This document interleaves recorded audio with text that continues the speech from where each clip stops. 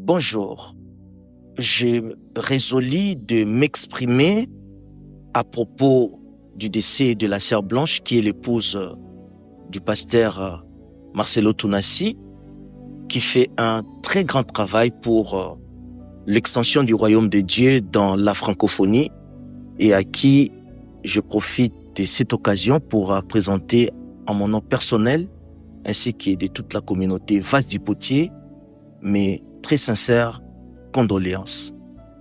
En tant que serviteur de Dieu et membre du corps du Christ, je résolus de ne pas me taire face à des propos aberrants venant de personnes mal intentionnées dont la conscience et l'intelligence est oblitérée par la laideur de la médiocrité et du péché, et qui par leurs analyses sans fondement, dénuées de toute substance relevant du bon sens, essayent de fixer l'opinion pour détruire l'image et la mémoire d'une femme qui a servi à côté de son mari avec tout son cœur.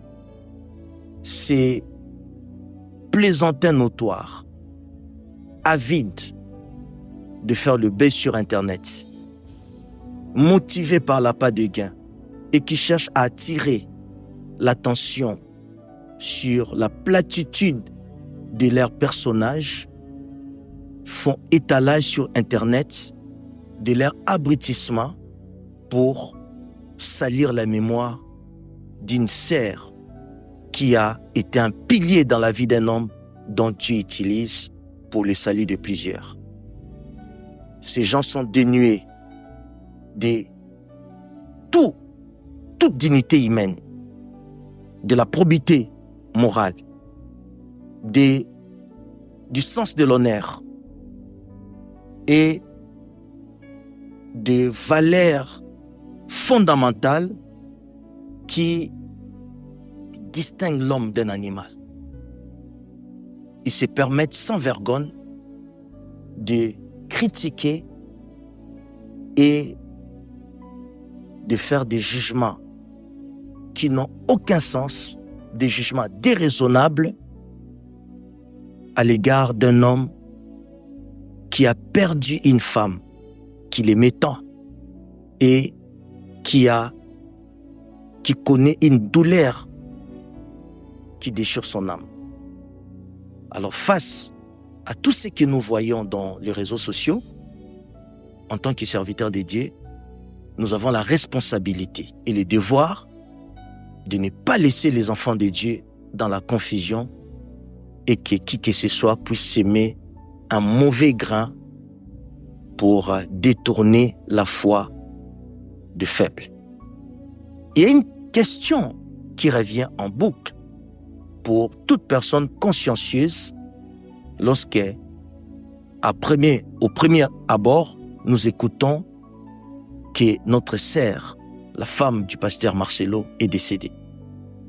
Pourquoi cela est arrivé? Pourquoi Dieu ne l'a pas protégée? Pourquoi Dieu peut permettre un homme qui est en train d'œuvrer pour le royaume de Dieu, un homme qui a consacré sa vie pour le salut des autres, que Dieu puisse permettre qu'un tel événement puisse lui arriver? C'est un raisonnement qui semble être logique.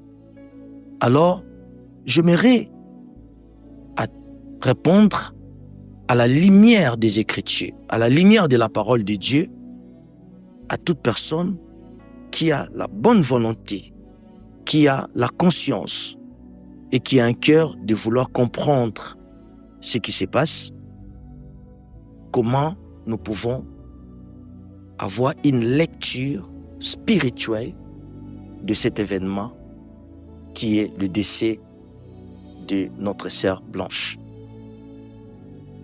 C'est aussi valable pour tout homme de Dieu qui meurt à fleur d'âge, comme est le cas plutôt de notre sœur. Et lorsqu'un ouin meurt à fleur d'âge, il y a toujours des interrogations parce que dans la conscience collective, on a l'idée que Dieu est censé protéger ses serviteurs. Et dans nos traditions, dans notre approche de la vie, la mort semble toujours être comme une malédiction. Alors que ce n'est pas le cas. C'est qu'il faut savoir d'abord que la mort, la certitude de la mort est évidente pour tous. Que ce soit jeune, à fleur d'âge, vieux, la mort est évidente. On n'y pense pas.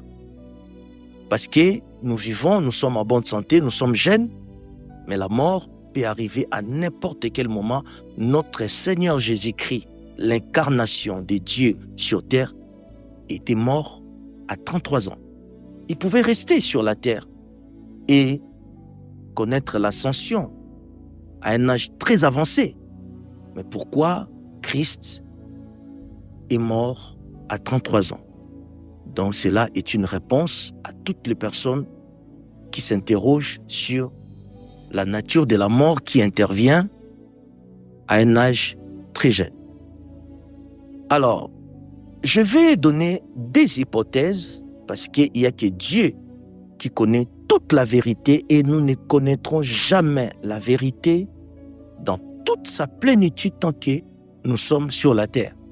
Je rejoins l'apôtre Paul qui dit que tant que nous serons dans cette tente, nous serons toujours loin du Seigneur.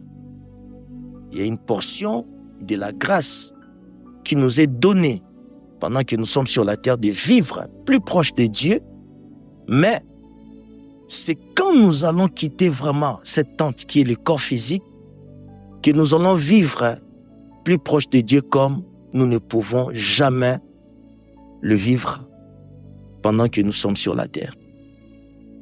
Alors, en lisant Ecclésiaste chapitre 9, verset 2, Ecclésiaste 9, 2, nous avons déjà une réponse sur ce que la parole de Dieu enseigne en rapport avec l'événement de cette nature concernant la mort d'un être aussi cher, aussi aimé et qui était au service à côté de son mari, qui est un grand serviteur de Dieu.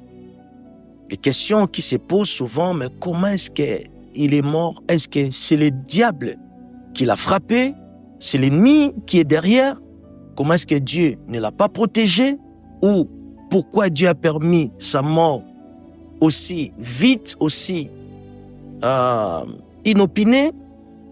Alors, à toutes ces questions, nous trouvons dans la Bible, dans la parole de Dieu, les éléments de réponse. Premièrement, Ecclésiaste chapitre 2, la parole de Dieu nous dit, Ecclésiaste chapitre 9, verset 2, tout arrive également à tous. Tout arrive également à tous. Même sort pour le juste et pour le méchant.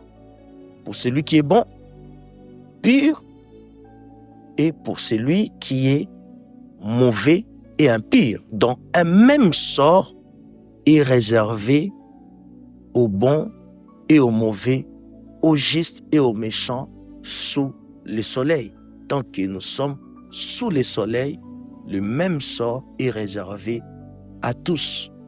Cela dépend de la souveraineté de Dieu. Dans le premier point que j'aimerais aider les enfants de Dieu à fixer leur opinion, c'est que nous devons comprendre la notion de la souveraineté de Dieu. Dieu est souverain et dans la souveraineté de Dieu, notre consécration ne peut pas influencer la souveraineté de Dieu. Notre foi ne peut pas influencer la souveraineté de Dieu. Il y a des choses que nous obtenons par la foi, mais il y a d'autres, on ne peut pas obtenir par la foi, même si vous avez la plus grande foi exigée par le royaume de Dieu. Sachez que c'est la souveraineté de Dieu qui va se réaliser. Dieu lui-même, dans sa souveraineté, décide. C'est le conseil de sa volonté qui décide du sort de tout être humain sur la terre, que ce soit juste ou méchant, que ce soit pauvre, riche, que ce soit mauvais ou bon. C'est la notion de la souveraineté de Dieu qui prime. Cela ne dépend pas de celui qui veut, de celui qui court, mais de Dieu qui fait miséricorde. Comme dit Romains chapitre 9, à partir du verset 10, je vous lis le texte parce qu'il s'agit de fixer l'opinion pour ramener le peuple de Dieu à avoir une lecture proche de la parole de Dieu. Écoutez ce que la parole de Dieu dit,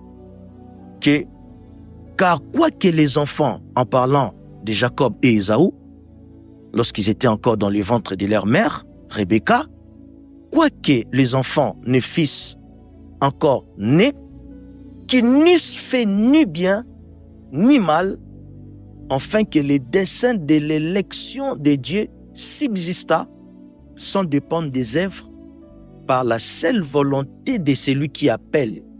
La seule volonté de celui qui appelle. Donc cela ne dépend pas des œuvres que vous commettez ou vous faites. Cela ne dépend pas du mal ou du bien que l'on fait, mais ça dépend de la seule volonté de celui qui appelle. Donc de Dieu, de sa souveraineté. C'est pourquoi nous voyons depuis la nuit des temps, depuis que le monde existe, il y a des gens qui ont bien vécu, qui ont eu un bon comportement, une bonne éducation, mais qui sont partis tôt, tandis que nous avons des criminels, nous avons des assassins, nous avons des tueurs en série et qui vivent pendant longtemps sur la terre. À mon avis, si je peux me permettre de donner un avis, il y a des fils de perdition dans ce monde, des gens dont leur nom n'est pas écrit dans le livre des vies et qui ont bénéficié de la grâce qu'est de vivre sur la terre, parce qu'après cette vie, leur sort éternel sera l'enfer, sera la perdition éternelle. Et Dieu peut le laisser vivre sur la terre comme a été en quelque sorte le sort de Caïn. Dieu l'a laissé vivre. Dieu pouvait aussi le tuer après que Caïn fit tuer Abel. Mais Dieu l'a laissé vivre pendant longtemps. C'est comme beaucoup de personnes qui vivent dans ce monde, qui sont féticheurs, des sorciers, des criminels, des assassins, et qui font le mal, mais qui restent longtemps sur la terre et après, peut-être l'éternité ne leur a pas été accordée.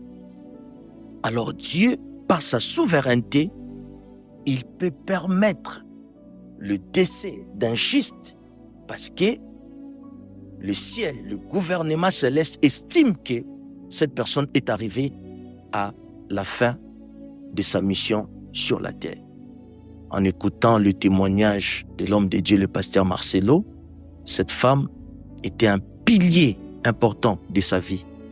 Et comme on dit, derrière chaque grand homme, il y a une grande dame.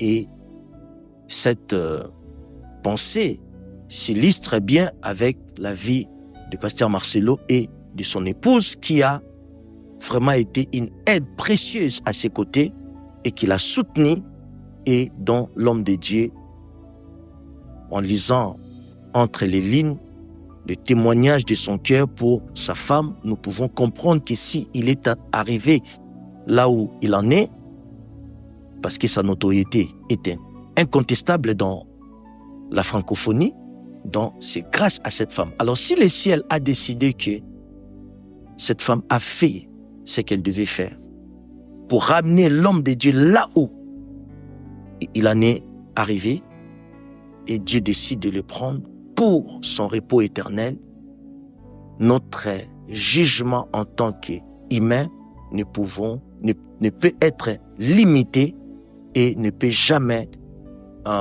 certifier la pensée de Dieu. Donc nous essayons de comprendre à la lumière des Écritures parce que ce n'est pas la seule qui est partie si tôt. Je connais une femme aux États-Unis qui est une très grande servante de Dieu, qui est mon homo, Aimé Simpla MC Ferzon. C'était une femme de Dieu exceptionnelle. Catherine Kuhlman, c'était inspiré de cette femme. Elle était décédée à 54 ans, alors que c'était une femme puissamment utilisée. À 54 ans, elle est partie. Il y a aussi Catherine Kuhlman, qui est partie un peu plus tôt. Elle ne voulait pas mourir, elle sentait la mort venir vers elle. Et elle a prié Dieu, Seigneur, je ne vais pas mourir. Elle a fait cette prière à Dieu, je ne vais pas mourir. Mais Dieu en a décidé pour une femme d'une telle envergure spirituelle, une femme qui a servi avec une onction, comme s'il n'était pas permis aux humains de le manifester. Mais Dieu en a décidé. Il y a plusieurs cas. Parlons de William Marion Branham, un serviteur de Dieu qui a été puissamment utilisé, dont la prestation de la grâce et de l'onction dans son ministère était des tailles et qui sont très rarement vues dans notre temps, dans notre génération. Mais il est mort à 56 ans par un accident. Ne suivez pas tout ce qui se raconte sur Internet sur cet homme de Dieu. C'était un homme pieux, un homme correct. S'il y a eu quelques égarements, comme tout être humain peut avoir, mais c'était un homme qui incarnait la présence de Dieu en lui. Il y a le fameux Tibi Joshua qui est parti à 57 ans, et bien d'autres hommes de Dieu, des servantes et des serviteurs de Dieu, qui sont morts à fleur d'âge, après avoir été servis à une dimension d'onction très élevée, après avoir vécu dans la sainteté. L'archevêque Benson Idahosa, qui est parti à 60 ans, le révérend Gabriel Odouyemi à 67 ans. Et il y a tant d'autres hommes de Dieu qui sont partis si tôt et dont leur vie a été consacrée pour le royaume de Dieu sur la terre. Ils ont vécu pour rendre témoignage du royaume de Dieu, de Christ, mais ils sont partis très tôt. La mort d'un oint, la mort d'un juste n'est pas la mort au sens où on peut le comprendre dans ce monde. La mort d'un oint, la mort d'une servante de Dieu, c'est un enlèvement. Elle a juste quitté son corps et nous constatons la mort parce que c'est le corps sans vie que nous voyons, mais son âme a été enlevée parce que le ciel a jugé bon qu'il est temps qu'elle aille se reposer. Et ça, c'est plausible lorsque nous lisons la parole de Dieu. C'est une approche qui est plausible. Donc, ici, sur le premier point, je vais parler de 2 points. Je parle de la souveraineté de Dieu. C'est le conseil de la volonté de Dieu qui décide. Et Dieu peut cacher cet événement aux prophètes, où vous verrez que personne ne pourra prédire cet événement. Pour ne pas susciter, l'Église a prié parce que lorsque nous prions, nous pouvons aussi bouger les choses dans le conseil de la volonté de Dieu, parce que l'Église, c'est le corps du Christ. Lorsque la tête décide, le corps peut aussi suivre, ou le corps peut aussi ralentir.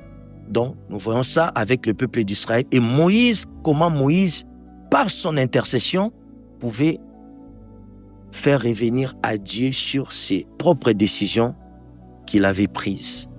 Donc, la première notion, il faut comprendre que la souveraineté de Dieu décide, cela ne dépend pas de bon vouloir, de votre volonté, de votre foi, de votre consécration, de votre communion avec Dieu, de votre sainteté, de votre vie de prière. Cela dépend de la souveraineté de Dieu. Il y a des choses que nous allons comprendre que lorsque nous serons au ciel.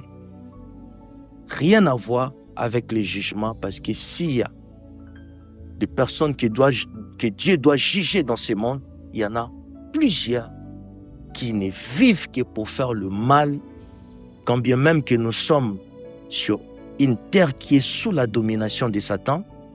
Il faut savoir que le monde, la terre, appartient à Dieu, et Dieu peut retirer son souffle à n'importe quel individu sur la terre. Ce n'est pas le diable qui a donné le souffle de vie aux hommes, mais c'est Dieu. Et Dieu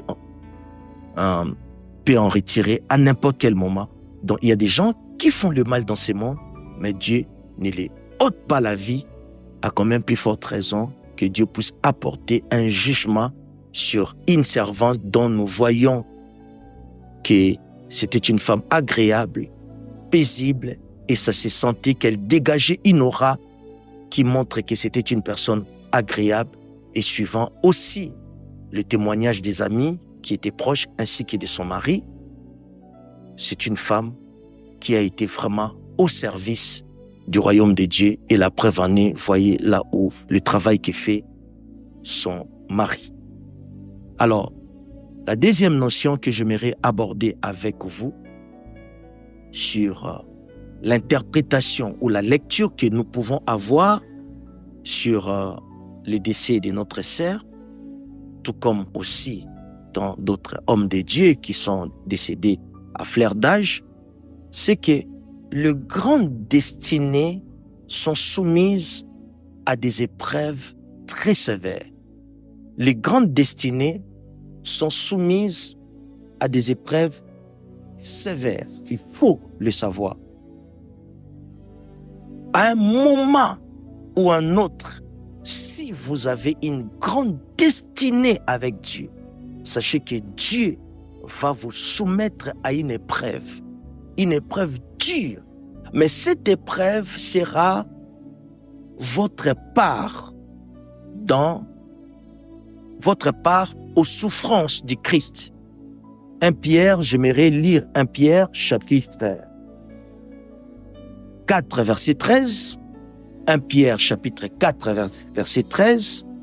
Écoutez ce que la parole de Dieu nous dit, parce que nous devons nous référer aux Écritures pour ne pas laisser aux plaisantins la liberté d'injecter de mauvaises semences pour capter les esprits faibles qui s'interrogent sur les décès de notre sœur. Parce que je vis des personnes, même des chrétiens, qui ont écrit. Je vis par exemple une personne à Londres qui a écrit, mais vraiment c'est comme ça que Dieu doit récompenser son serviteur alors qu'il est en train de faire un grand travail pour lui. C'est comme ça que Dieu le remercie. Alors, si nous pouvons pas nous rapprocher de la parole de Dieu pour comprendre la pensée de Dieu, parce que Dieu a tout dit en ce qui concerne notre vie sur la terre dans l'Écriture. Beaucoup d'enfants de Dieu ne lisent pas la Bible et ils se laissent influencer par tout vent de raisonnement et qui sont parfois inspirés par des démons. Alors, 1 Pierre, chapitre 4, verset 13. Écoutez ce que la parole de Dieu nous dit. Il dit, réjouissez-vous, au contraire, de la part que vous avez aux souffrances de Christ, afin que vous soyez aussi dans la joie et dans l'allégresse lorsque la gloire du Christ apparaîtra. Réjouissez-vous de la part que vous avez aux souffrances de Christ. C'est-à-dire que quand de tels événements arrivent, des événements de telle nature, c'est aussi la part de l'homme de Dieu, le pasteur Marcelo, aux souffrances du Christ. Parce que, comme je l'ai dit, lorsque vous avez une grande destinée, souvent, Dieu nous met à l'épreuve. Et cette épreuve est en rapport avec votre couronne. Parce que nous pensons souvent que c'est ce que nous faisons pour Dieu qui compte.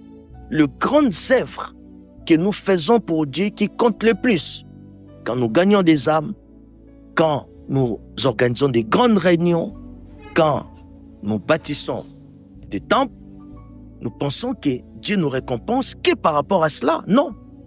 Mais Dieu nous récompense aussi grandement par rapport à la manière dont nous avons part aux souffrances du Christ pendant que nous exerçons notre ministère sur la terre. La plus grande épreuve qu'un homme n'ait jamais connue dans ce monde, c'est celle que Christ a connue. Lui qui était juste, lui qui a vécu sans péché, lui qui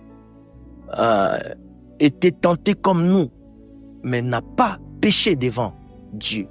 Mais regardez le sort qui lui a été réservé.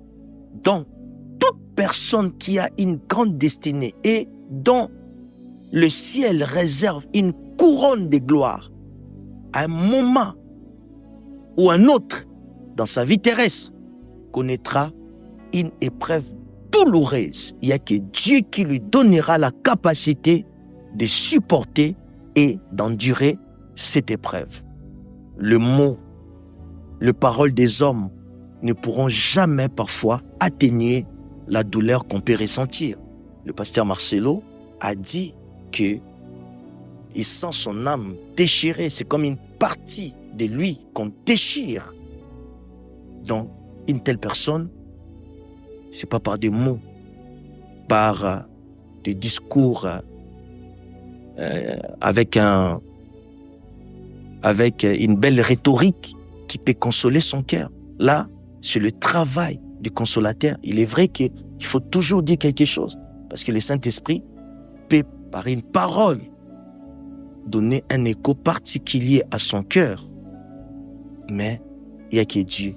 C'est une épreuve douloureuse, mais c'est lié, selon l'Écriture, à une couronne, à une récompense qu'il attend au ciel.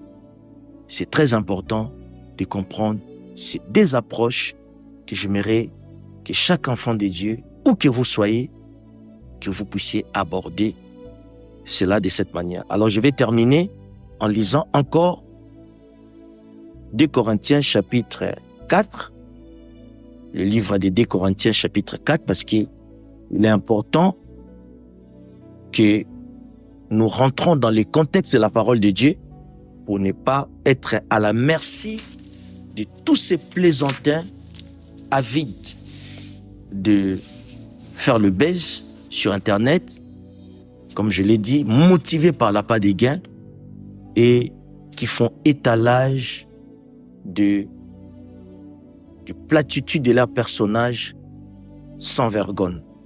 Alors, 2 Corinthiens chapitre 4, verset 16, la parole de Dieu dit « C'est pourquoi nous ne perdons pas courage.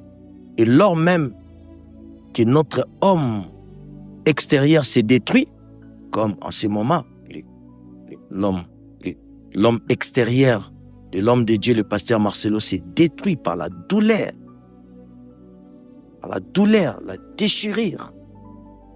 Son âme souffre, quand bien même que notre homme extérieur s'est détruit, notre homme intérieur se renouvelle de jour en jour, car nos légères afflictions du moment présent produisent pour nous, au-delà de toute mesure, un poids éternel de gloire.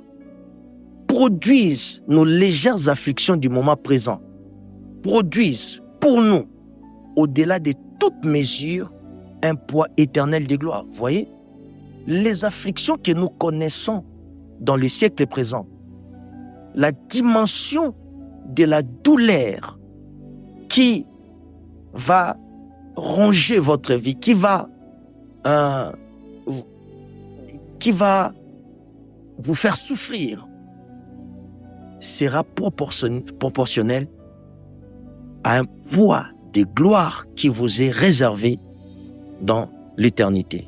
Parce que nous ne regardons pas, non aux choses visibles, mais à celles qui sont invisibles. Car les choses visibles sont passagères, mais les invisibles sont éternelles. Voilà, cher peuple de Dieu, ma contribution pour permettre à chacun d'avoir une lecture proche des Écritures, de la parole de Dieu sur les événements de telle nature, parce que ça reste deux mystères et nous nous référons à la souveraineté de Dieu. Que le Seigneur vous bénisse.